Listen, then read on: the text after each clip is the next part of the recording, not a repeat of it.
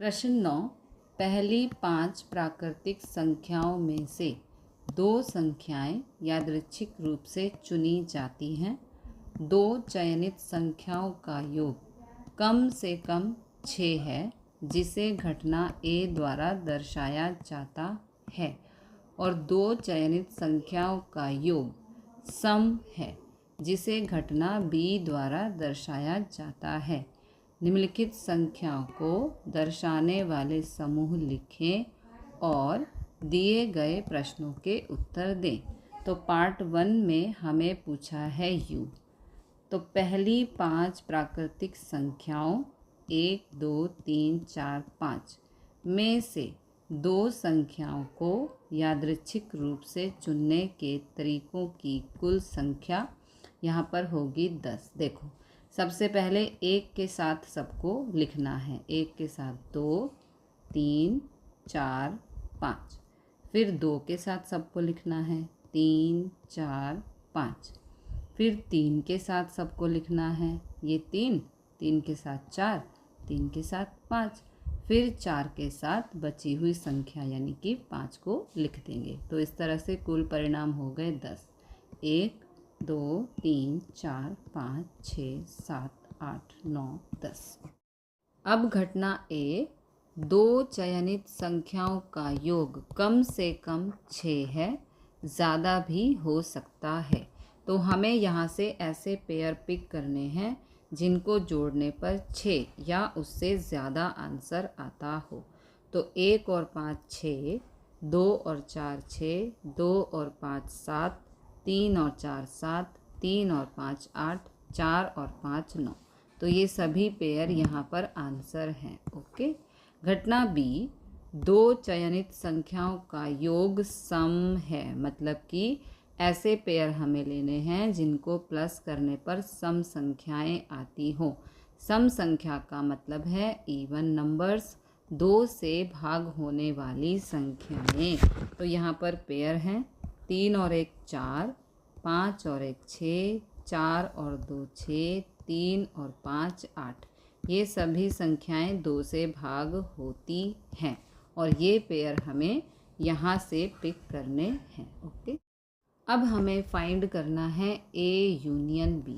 इसका मतलब है कि A के सभी पेयर्स और B के सभी पेयर्स, लेकिन एक पेयर को रिपीट नहीं करना है। जैसे घटना A में 1,5 है और घटना B में भी 1,5 है। तो इस दोनों पेयर में से हम एक pair he A union B में लिखेंगे। जैसे घटना A में 2,4 है, घटना B में भी 2,4 है। तो इन दोनों में से कोई भी एक पेयर हम लिखेंगे। किसी भी पेयर को रिपीट नहीं करना है और सभी पेयर्स A यूनियन B में लेने हैं। ओके।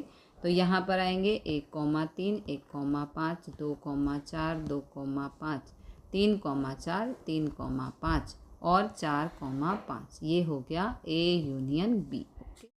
नेक्स्ट हमें फाइंड करना है A इंटरसेक्ट B। इसे इंटरसेक्ट बोलते हैं। ओके। तो इसका मतलब है कि घटना A और घटना B में जो पेयर रिपीट हो रहे हैं उसको हमें एक बार ले लेना है। 1 5 1 5, 2,4 2,4, 3,5 और 3,5। तो इसमें से जो पेयर रिपीट हो रहे हैं उसको एक बारी हमें पिक कर लेना है। 1,5, 2,4, 3,5। इसे कहते हैं A intersect B। Okay. Part 6 में हमें फाइंड करना है A डैश। A डैश का मतलब है U माइनस A, यानी कि ये जो U है इसमें जो भी पेयर्स हैं उन पेयर्स में से A के सभी पेयर्स को माइनस करके लिखना। ओके। जैसे U में है 1,2, लेकिन वो A में नहीं है, तो इसलिए 1,2 को हम यहाँ पर लिख देंगे। फिर 1,3 U में है लेकिन A में नहीं है, तो 1,3 को यहाँ लिख देंगे। फिर 1,4 U में है लेकिन A में नहीं है, तो इसको हम यहाँ लिख देंगे। फिर है 1,5 ये u में भी है और a में भी है, तो इसको हम यहाँ पर नहीं लिखेंगे। फिर है 2,3 जो u में है लेकिन a में नहीं है, इसलिए 2,3 को हम यहाँ पर लिखेंगे। 2,4 u में भी है और a में भी है, इसलिए इसको हम यहाँ नहीं लिखेंगे। 2,5 u में भी है और a में भी है। 2,5 ये रहा है ना, 2,5 यहाँ भी है और यहाँ भी है, इसलिए इसको u माइनस a में नहीं लिखेंगे।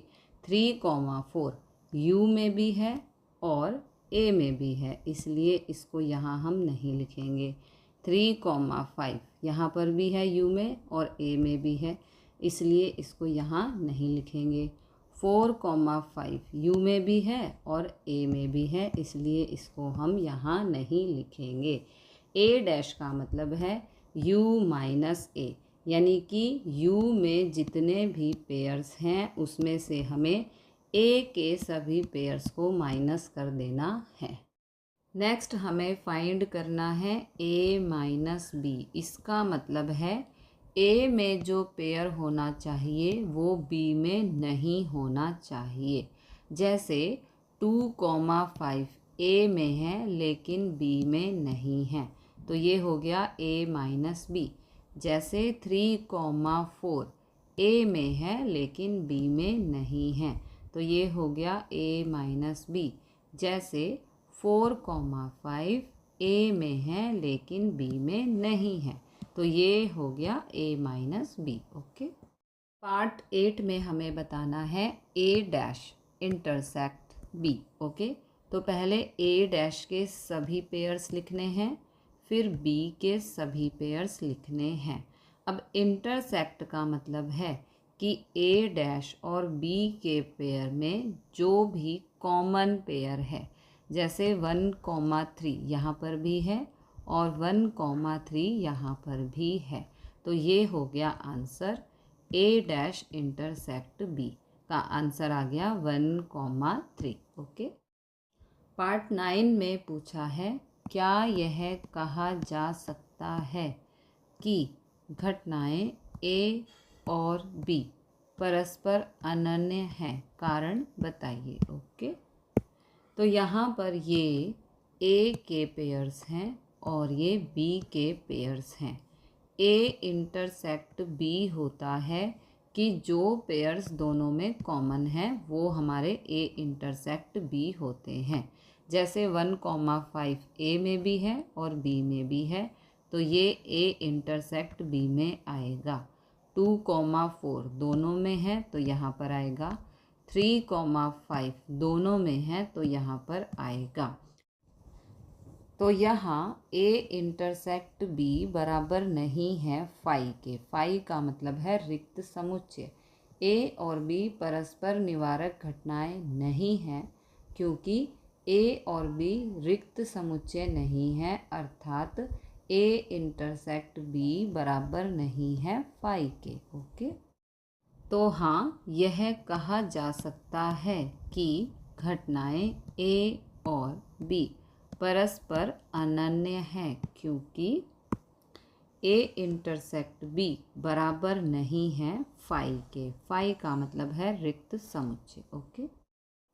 पार्ट 10 में हमसे पूछा है, इस यादृच्छिक प्रयोग के प्रतिदर्श समष्टि में प्रतिदर्श बिंदुओं की संख्या बताइए। तो यहाँ पर u में हमारे पास पेयर हैं 1 2 3 4 5 6 7 8 9 10, तो प्रतिदर्श बिंदुओं की संख्या है 10।